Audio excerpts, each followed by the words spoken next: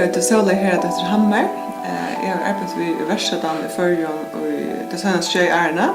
Jag har arbetat som världskatalonerlöjare och i Värstadrösen i Klagsburg och i nästan 20 år. Och 1. maj så börjar jag här som omsittare i Husgården.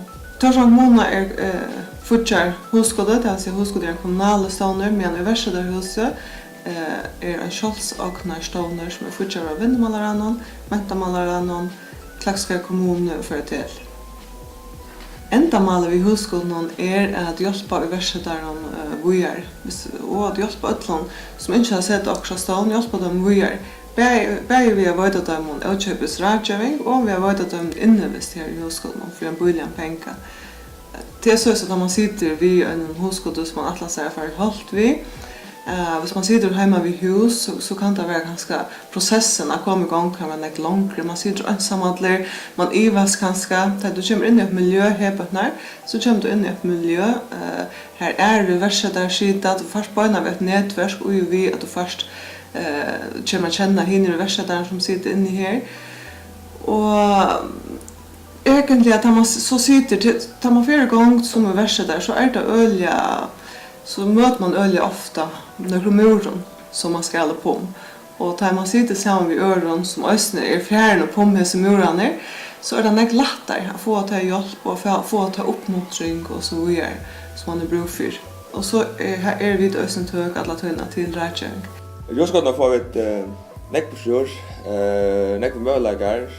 Vi tar väl så kämpe fundarrolle.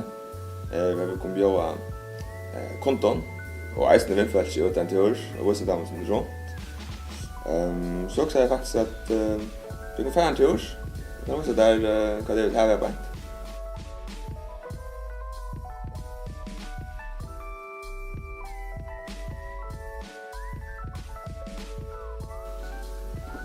Sådan.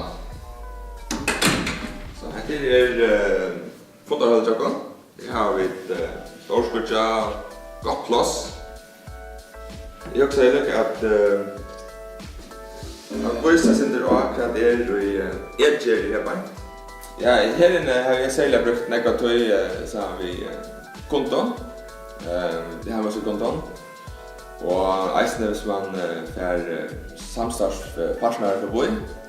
Där man ska lägga det fram. Vi tar en storskutje här. Här vi vad ska vi säga? Det hela. Och det är så gott till prestationer av sälja av hemsidan till dömes.